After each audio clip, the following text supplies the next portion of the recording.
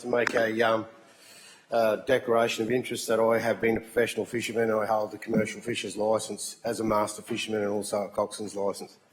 I rise to speak on the Agricultural Fisheries and Other Legislation Amendment Bill 2023. The bill is an omnibus bill that amends some of the 14 Acts and 6 regulations. So given the time constraints in addressing the bill's changes, I'd also like to restrict my comments to those changes that concern me the most. Starting with the bill's amendments to the Biosecurity Act of 2014, which removes the requirements for authorised officers to obtain an occupant's consent before entering a premise. Under the bill's changes, officers will now simply notify the occupants that they intend entering their premises.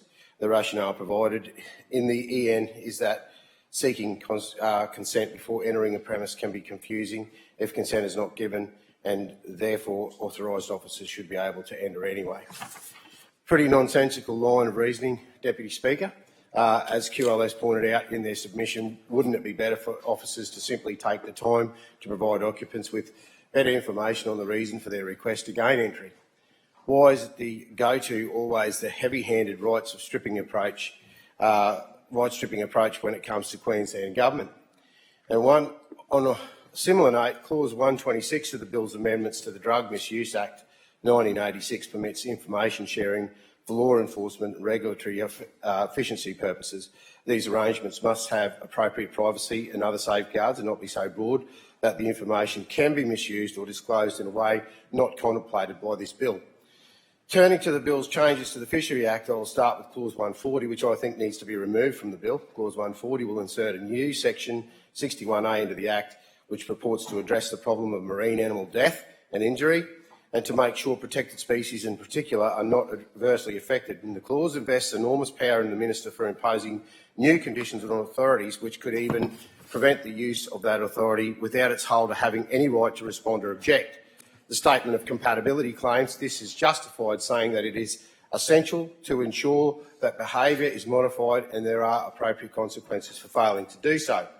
Again, a very weak justification for something which may breach the principle of proportionality and a number of human rights. Investing such broad executive power in the hands of the Minister is unnecessary and, I believe, dangerous. And the section's goals could have easily been achieved using existing governance structures within the fisheries regime.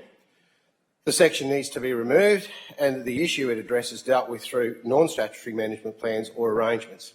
Deputy Speaker, Clause 173 amends the Fisheries Act to require authority to holders to install approved camera monitoring equipment on their boat in order to monitor and record all commercial fishing activities, and the footage must be then supplied to the department with a stipulated time frame for an independent validation of its date. And the imposition of this big brother solution on commercial fishing is extremely concerning. Many of the justifications provided in the bill's documentation for doing so are unconvincing, to say the least. I think it's pertinent to say too that the situation with the fishermen at the moment, they are losing any traction that they had in society. They're not able to make their commitments. The mental health situation with fishermen is deteriorating rapidly. I have heard from people up in the northern areas that are actually committing suicide to be able to pay out their houses and actually have fit their commitments because they have no future in the industry. That's concerning. And I hope the government's taking some sort of measures to make sure that this doesn't go on, and it's got to stop. We can't kill our people like that. They are also arguments that could be very easily adapted over time to justify the imposition of similar laws across a wide range of businesses.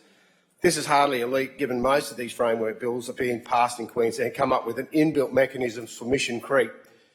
As one of the European fishing bodies told the EU Parliament, will policymakers agree to install CCTV systems in their own offices to ensure that taxpayers' money is well spent and to guard against corruption? We believe the answer is no. Why then fishers who actually hold an excellent record of compliance, we cannot help but feel persecuted and criminalised by a system that constantly applies a presumption of guilt based on mistrust towards the sector? If surveillance cameras are deemed necessary to prevent overfishing, why wouldn't they be used to prevent political corruption? Something to think about, Madam Deputy Speaker. The Queensland wild harvest fishing industry is possibly the most massively over-regulated and over-surveilled industries in the state. Vessels are monitored by an array of satellites, planes and drones that constantly track their position and activities. And now they are being forced to install onboard cameras on their vessels recording where they fish and haul in catches. I remember the old days when we started fishing. These logbooks will never be used against you. Never be used against you. Yeah, right. Now we're being forced to, the video monitoring systems include sensors and lasers that detect all onboard motion triggering the cameras. Over the longer term, these systems are capable of building up an extensive record of fisheries data on every vessel in the state's commercial fishing fleet. Camera surveillance is extremely offensive and an intervention that is completely out of proportion to the problems being addressed. It is unnecessary and it violates the privacy of fishermen. For a fisherman, their boat is a second home. Moreover, Clause 173 will seriously impinge on the property rights of fishers in a manner that the Act does not permit. It will also do so by converting fishers' key commercial knowledge, their intellectual properties, into the hands of an unknown third parties. Where are the safeguards in the bill ensuring that the data securely be transmitted to maintain confidentiality and to prevent third-party interception? There is no acknowledgement of this in the explanatory notes, or of the fact that the fishers' secret spots, also known as marks, we always have our marks, are the most valuable assets.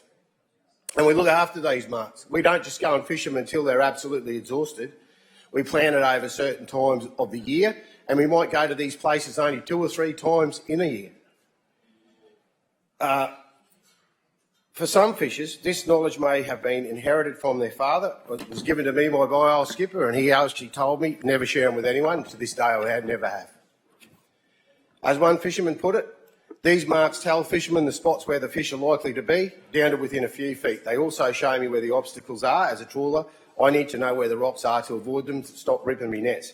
If I were a blue cod potting, I would want to find rocks where the fish live. Because I have these marks, I'm able to fish in more dangerous inshore waters where many obstacles which other fishermen without my local knowledge would not be able to do. It is one of my real competitive advantages. I will even lie to my own brother about these things when I'm fishing, even though we tell each other all about our personal secrets back on land.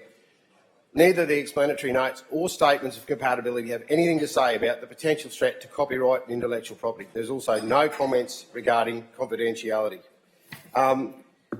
Nor is there any mechanism through which the government would investigate a data breach by the third-party operator of the surveillance system, all of which is why the comprehensive regulatory impact assessment was an absolute requirement for this particular amendment. The excuse provided for not doing one was nonsensical.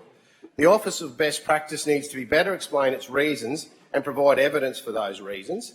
There is absolutely no social licence for the changes that the bill makes to the Fisheries Act and very little meaningful consultation.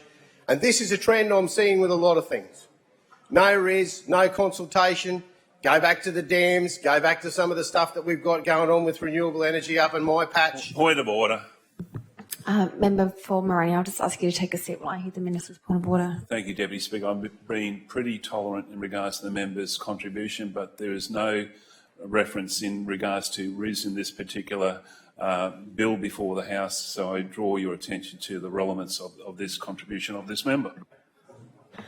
Thank you. Member for Moroney, it is starting to stray a little bit beyond the long title. If I can bring you back to the bill.